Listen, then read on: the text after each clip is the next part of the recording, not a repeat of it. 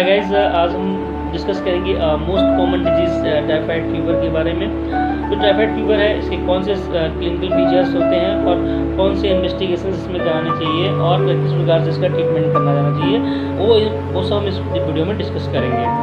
तो जो typhoid fever है, इसका जो पॉजिटिव फैक्टर है वो सैल्मोनेला टाइफाई है, जो कि ग्राम नेगेटिव बैक्टीरिया होता है और ये 7 से 14 दिन का इसका इंक्यूबेशन पीरियड है इस फीवर का। ये जो फीवर है, इस फीवर में हमें ट्रीटमेंट लेने से पहले, जब तक हम इस फीवर को अच्छे से कंफर्म ना हो जाए कि टाइफाइड फीवर है, तब तक हमें इसका टाइफाइड का ट्रीटमेंट नहीं लेना चाहिए। और इसको कंफर्म करने के लिए हमें क्या समझना है कि इसके जो क्लिनिकल फीचर्स हैं वो बहुत ही मोस्ट इम्पोर्टेंट है और इन्वेस्टिगेशंस क्राइटेरिया एक एसोसिएट है। बट क्या है कि इन्वेस्टिगेशन क्राइटेरिया में वो इन्वेस्टिगेशन इसमें हमें प्रॉपरली अगर इन्वेस्टिगेशन होते हैं तो बहुत इंपॉर्टेंट है। अगर प्रॉपरली नहीं हो पाते तो क्लिनिकल फीचर्स, जनरल कंडीशंस और इन्वेस्टिगेशन तीनों के कोरिलेशन पे हम डायग्नोसिस को बनाते हैं और उसके बाद ही ट्रीटमेंट करते हैं। तो इसमें जो मेन क्लिनिकल फीचर्स होते हैं वो कौन से क्लिनिकल फीचर्स होते हैं, इनको हमें समझना है। क्योंकि इसमें जो क्लिनिकल फीचर्स रहते हैं वो मेन क्लिनिकल फीचर्स रहते हैं कि इसमें जो फीवर होता है वो एक स्टेप लैडर पैटर्न का फीवर होता है और या फिर ये जो है रेमिटेंट भी हो जाता है। तो इस तरह का एक फीवर ही होता है। तो जो इसके साथ में जो सभी फीवर्स होते हैं, उन सभी फीवर्स में क्या मिलेगा आपको, फीवर्स यानी कि जैसे ही टेम्परेचर बढ़ता है तो सभी फीवर्स, अन्य फीवर्स जो हैं उनमें पल्स रेट भी बढ़ती है। जैसे ही बॉडी टेम्परेचर बढ़ता है वैसे ही पल्स रेट बढ़ती है। बट जो ये टाइफाइड फीवर है, इसमें ब्रेडिकार्डिया वाला मिलता है सिचुएशन, यानी कि जो हमने एक नॉर्मल क्राइटेरिया माना है 80 से 100, 60 से 100, तो उससे जो फीवर का टेम्परेचर बढ़ेगा और पल्स रेट उतना ही धीरे धीरे वो कम होगा। तो एक तो इसका ये क्लिनिकल फीचर्स है जो कि सभी फीवर से बिल्कुल ही डिफरेंट है। दूसरा इसका जो क्लिनिकल फीचर है वो ये है कि स्टेप लैडर टाइप का फीवर रहता है, जो कि मैंने पहले बताया था आपको, या रेमिटेंट टाइप भी हो जाता है। ये स्टेप लैडर का मतलब ये होता है कि जो फीवर है कि वो जैसे कि सुबह 10-11 बजे से धीरे धीरे करके वो बढ़ता जाता है, एक स्टेप लैडर टाइप का, यानी कि सीढ़ियों की तरह जैसे हम चढ़ते हैं, उसी प्रकार से फीवर धीरे धीरे चढ़ता है हमारी बॉडी में और धीरे धीरे फिर ऐसा करता है। तो एक इस तरह से एक फीवर रहता है, स्टेप लैडर टाइप का फीवर इसमें रहता है। दूसरा क्या है कि ये जो इसमें और क्लिनिकल फीचर्स जो मेन है वो उसमें एब्डोमिनल पेन भी मिलेगा आपको।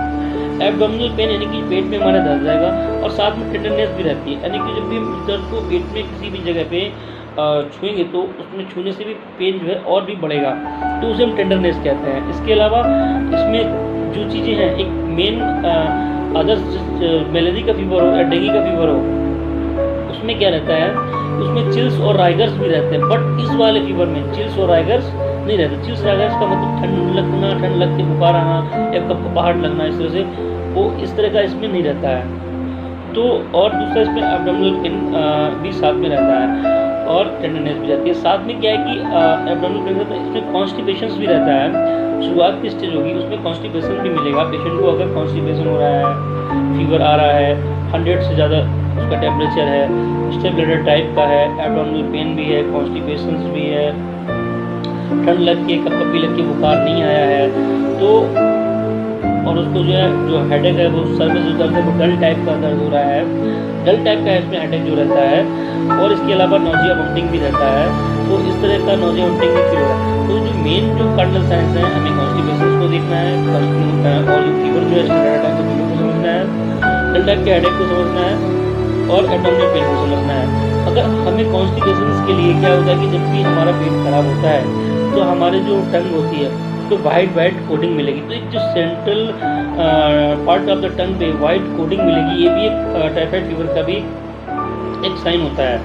इसके अलावा इसमें जो है एक रॉज स्पॉट मिलते हैं, यानी कि रॉज स्पॉट मिलते हैं वो कि आपके टंग पे, यानी कि एब्डोमेन पे या चेस्ट पे या फिर बैक में, वो रॉज कलर के जो है एक रॉज स्पॉट उनको बोलते हैं, वो स्पॉट मिलते हैं। इसके अलावा क्या है कि अगर इस फीवर के लिए हमें जो जाँचें करानी है तो जाँचों में इसके लिए हम जो है पशु को कोर्ट पे याद रखेंगे। पशु का मतलब होता है फर्स्ट वीक में हम ब्लड का कराते हैं कल्चर वगैरह, दूसरे वीक में हम एग्लूटिनिन यानी जिसे विडाल टेस्ट आप लोग बोलते हैं, विडाल टेस्ट कराते हैं। और इसके बाद फिर हम 3rd वीक में स्टूल एंड यूरिन वगैरह का इस तरह से कराते हैं। तो एक इसका जो सिस्टमेटिक तरीका है, एक पैटर्न है इसका जो टेस्ट कराने का, क्योंकि इसमें क्या होता है कि मोस्ट पर्सन्स अगर उनको फीवर आया, वो किसी भी डॉक्टर्स के पास जाते हैं तो देखा है कि बहुत सारे डॉक्टर्स या बहुत सारे खुद से जो पेशेंट होते हैं उनको फीवर आया, उन्होंने तुरंत क्या किया कि हम अपना बैडल टेस्ट करा लिया। बैडल टेस्ट के बारे में मैं आपको बता दूं कि बैडल टेस्ट जो होता है कि वो एक कंफर्मेटरी टेस्ट को मैं नहीं मानता हूँ, क्योंकि वो क्या होता है कि मोस्ट पेशेंट्स में आपको पॉजिटिव मिल जाता है, मोस्ट जो टाइफाइड की पेशेंट है कभी कभी उन्हें नेगेटिव मिल जाता है। तो कोई कंफर्मेटरी टेस्ट नहीं है, इसलिए क्लिनिकल जो फीचर हैं उन पर बहुत ज़्यादा ध्यान देना है। अगर हमें कंफर्मेटरी टेस्ट को जानना है तो इसके लिए कल्चर से बढ़िया कुछ नहीं है। अगर हम इसका चाहे वो स्टूल का हो, चाहे यूरिन का हो, चाहे बोन मैरो का हो या ब्लड कल्चर, वो कल्चर अगर हम कराएंगे तो एक कंफर्मेटरी टेस्ट है। क्योंकि बहुत सारे पेशेंट को फीवर आता है और वो तुरंत बैडल टेस्ट करा लेते हैं, तो बैडल टेस्ट पहले से एंटीबॉडी होने के कारण हमारे शरीर में तो पॉजिटिव आ जाता है। एक्चुअली में बैडल पॉजिटिव जब आएगा फीवर के ड्यूरेशन में, जब आपका 2nd वीक में अगर आप उसको कराएंगे, क्योंकि इसका जो रूल्स है वो 2nd वीक में ही बैडल टेस्ट को कराने का रूल्स है, क्योंकि बैडल टेस्ट जो है उस एग्लूटिनिन जो है वो जो है वो 2nd वीक में ही पॉजिटिव आता है। इसके अलावा हमें उसकी जो वैल्यू है उसको भी देखना है, और वैल्यू के आधार पे और क्लिनिकल फीचर्स के आधार पे, इसके अलावा जो पेशेंट की जनरल कंडीशन है उनके आधार पे, इन तीनों के आधार पे ही डायग्नोसिस बना करके उनका ट्रीटमेंट करना है। तो जो अगर हम ऐसे ही जो है बैडल टेस्ट पे डिपेंड होके हमें टाइफाइड का ट्रीटमेंट नहीं लेना है। इसलिए हमें ये एक्सपोज करना है। इस वीडियो में इस जो लेक्चर को शूट करने का सीधा सा एक ही उद्देश्य था कि इसको हमें एक्सपोज करना था, कब उसका ट्रीटमेंट कंफर्म करना है कि ये टाइफाइड है, तभी उसको ट्रीटमेंट में लें। अब वो बात करते हैं कि जो इसका जो ट्रीटमेंट है वो कैसे लें। तो सबसे पहले इसमें हमें केयरिंग टाइप का एक्सपोज होता है, इसको आपको बहुत केयर करनी कि पेशेंट को कंप्लीटली एकदम से बेड रेस्ट चाहिए इसमें। दूसरा क्या है कि इसको RDNA करके आप ध्यान दीजिएगा। R मतलब रेस्ट, D मतलब जो है उसकी डाइट, N मतलब नर्सिंग केयर, N मतलब जो होता है वो होता है नर्सिंग केयर, और A का जो मतलब होता है वो होता है एंटीबायोटिक एजेंट। तो ये जो पहले हमें क्या करना है कि हमें रेस्ट करना है, बेड रेस्ट करना है। इसके अलावा क्या है कि इसमें जो हमें डाइट कैसी लेनी है, वो एक सेमी सॉलिड टाइप की डाइट लेनी है, एक बहुत ही ज़्यादा हमें सॉलिड डाइट नहीं लेनी है, क्योंकि डाइजेशन का जो मेन काम इंटेस्टाइन्स का रोल होता है डाइजेशन में। तो उसमें क्या है कि ये जो और इस वाले जो फीवर में जो बैक्टीरिया हमारा सैल्मोनेला टाइफाई है वो हमारे इंटेस्टाइन्स पे, यानी कि जो हमारे स्मॉल इंटेस्टाइन्स है, कोलोन है, इन पार्ट्स को अफेक्ट बहुत ज़्यादा करता है। तो इसलिए हमें इस चीज़ को ध्यान रखना है कि हमें जो भी डाइट लेनी है वो सेमी सॉलिड टाइप की लेनी है। इसमें बनाना भी बहुत ज़्यादा फ़ायदा करता है, तो लिक्विड सेमी सॉलिड टाइप की डाइट ले, बनाना भी ले सकते हैं, बनाना का बहुत ज़्यादा रोल है, अच्छा इसमें आता है बनाना खाने से। तो उसके बाद एंटीबायोटिक जो है हमें पूरा जो है वो एंटीबायोटिक ड्रग्स को लेनी है। नर्सिंग के अंदर हमें पूरी हाइजीन को पूरा मेंटेन रखना है, प्रॉपर हाइजीन को मेंटेन रखना है, और अवॉइड करना है उन ट्रिगर्स फैक्टर्स को, उन फैक्टर्स को जिनके कारण होता है ये टाइफाइड फीवर। यानी हमें कंटामिनेटेड वाटर्स को, कंटामिनेटेड फूड को, इन चीज़ों को, मिल्क को, जो कंटामिनेटेड मिल्क हो, इन सब चीज़ों को हमें बिल्कुल भी अवॉइड करना है, जिससे कि इसकी जो है सीवियरिटी ज़्यादा ना बढ़ पाए। तो और इसके अलावा जो ट्रीटमेंट में हमें जो मेडिसिन जो लेनी है उनमें हम पहले क्विनोलोन्स ग्रुप्स में, यानी कि सबसे पहले इसमें जो है हम ग्रुप में जो है क्विनोलोन्स ग्रुप में हम मेडिसिन को लेते हैं, जैसे कि सिप्रोफ्लॉक्सासिन एंड ऑफ्लॉक्सासिन नाम की जो टेबलेट्स आती है उसको हम लेते हैं। बट इसको जो हमें लेना है वो मतलब जो है एक डोज को मेंटेन करके ही उसको हमें लेना है।